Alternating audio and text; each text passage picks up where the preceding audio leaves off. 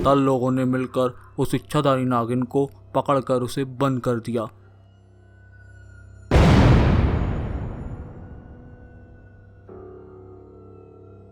Singapore नामक एक गांव में एक पप्पू नाम का भोला वाला व्यक्ति था। उसकी एक पत्नी थी जो बहुत खूबसूरत थी। पप्पू की पत्नी का नाम था गुलाबो। गुलाबो अपने पति पप्पू का बहुत ज़्यादा ख्याल रखती थी। एक दिन की बात है, पप्पू अपने कुत्ते के साथ कहीं जा रहा था। तभी उसने देखा बहुत से पेड़ में से एक पेड़ कुछ अलग ही था। जब वे उस पेड़ के पास गया तो वो पेड़ एकदम से चलने लगा। पप्पू थोड़ा डर गया। उसने पेड़ से बोला, वाह पेड़ भाई, तुम तो चल लेते हो, ये कैसे किया? पेड़ जो था वो समझ गया कि पप्पू बहुत बोला है। फिर वो पप्पू से बोला, हम तुम्हारी दुनिया के नहीं हैं, हम दूसरी दुनिया के हैं जिसका नाम है पाताल लोक। और पेड़ ने फिर पप्पू से कहा, हमारे यहाँ एक नाग राजा हुआ करता था जो बहुत अच्छे थे। सभी पाताल लोकवासी उससे बहुत खुश थे। उसकी पत्नी नागिन हुआ करती थी। वो बहुत ही ज़्यादा खतरनाक थी। उसके 3 मुंह थे। पाताल लोक के लोग उससे बहुत डरते थे। एक दिन नागिन रानी ने हमारे पाताल लोक के राजा को मार डाला।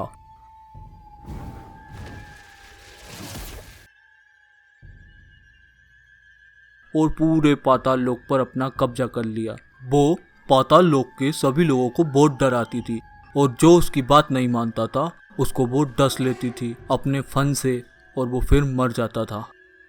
पप्पू ने कहा, हमारे यहाँ तो कोई भी नागिन नहीं है।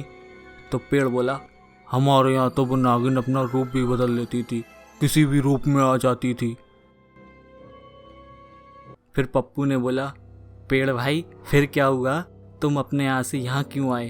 तो पेड़ बोला, हमारे यहाँ पाताल लोगों ने मिलकर उस इच्छाधारी नागिन को पकड़कर उसे बंद कर दिया।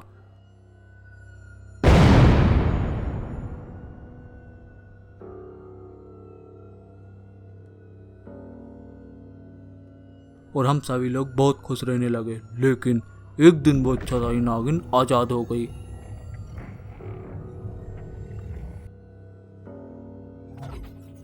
और उसने हमारे पाताल लोक के कई लोगों को मार डाला। बहुत ही कम लोग बचे हमारे पाताल लोक के, और जो बचे थे वो लोग पाताल लोक छोड़कर दूसरी जगह पर चले गए। कोई चांद पर चला गया, कोई सूरज पर। मैं और मेरा भाई हम तुम्हारे इस गोले पे आ गए। और इस तरह हमारे पाताल लोक के सभी लोग अपनी जान बचाकर उस इच्छाधारी नागिन से भागे और अलग अलग गोले पर चले गए। फिर पेड़ बोला, पप्पू भाई तुम ये बात किसी को नहीं बताना, वरना तुम्हारे गोले के लोग हमें यहाँ से भगा देंगे। तो पप्पू बोला, भाई तुम फिक्र मत करो, मैं किसी को कुछ नहीं बताऊंगा। और फिर पप्पू वहाँ से वापस आ गया।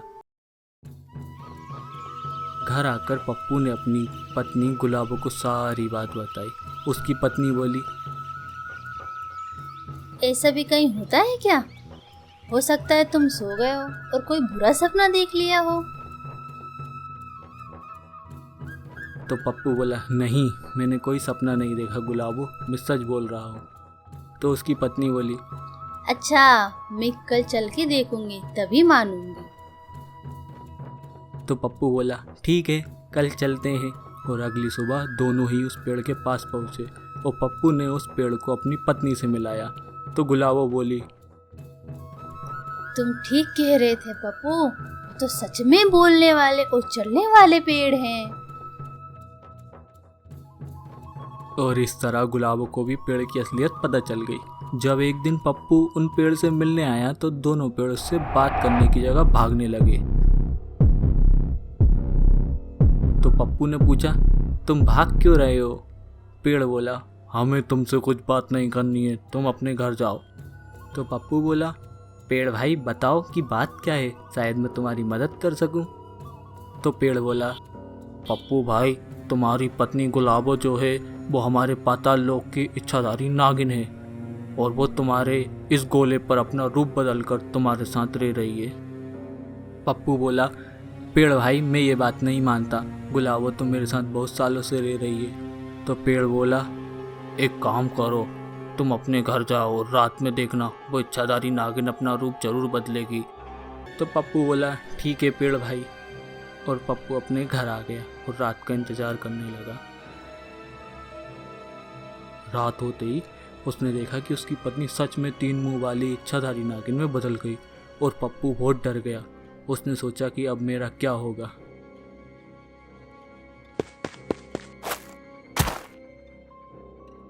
उसने अपने पड़ोस के लोगों को सारी बात बताई और पूरे गांव के लोग भी डर गए और सारे लोग मिलकर पेड़ के पास पहुंच गए। और फिर पप्पू ने कहा, पेड़ भाई, तुमने जो बात बोली थी वो बिल्कुल सही निकली। मेरी पत्नी गुलाबो तो इच्छाधारी नागिन निकली। फिर पेड़ बोला, अब तो उस नागिन को मारना पड़ेगा, नहीं तो वो तुम्हारे गोले के लोगों को भी ख़त्म कर देगी। तो फिर पप्पू बोला, पेड़ भाई, हम लोग तो उस 3 मुंह वाली नागिन को नहीं मार सकते। तो पेड़ बोला, एक काम करो, तुम सभी लोग कल वापस आना। मैं अपने गोले पाताल लोक के सभी लोगों को यहाँ बुला लूँगा, फिर हम सब मिलकर उसका सामना करेंगे। और इस तरह अगले दिन सारे पाताल लोकवासी पृथ्वी पर आ गए। उन सब लोगों को देखकर सारे गांव वाले डर गए।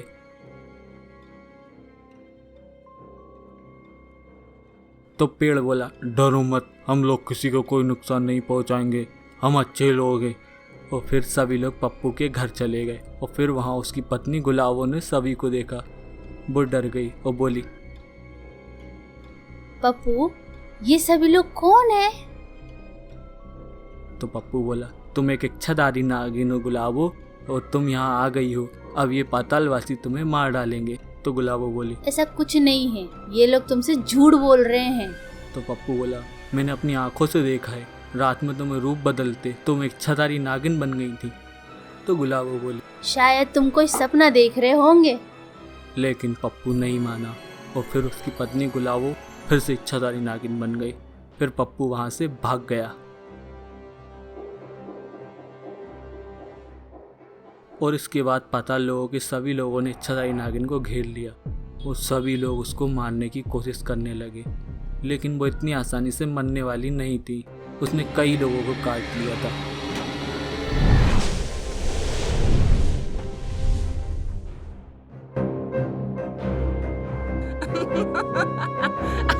लेकिन आखिर में पातालवासियों ने इच्छाधारी नागिन को मार ही डाला। मरते मरते इच्छाधारी नागिन ने कहा, मैं वापस जरूर आऊंगी, बदला लूंगी सबसे, सबको मार डालूंगी।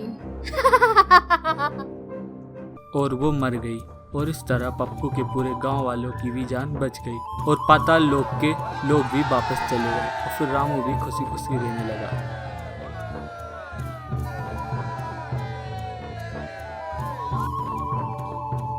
दोस्तों, अगर आपको ये कहानी पसंद आई हो तो ऐसी और कहानी देखने के लिए हमारे चैनल को जरूर सब्सक्राइब करें और घंटी बजाना भी ना भूलें।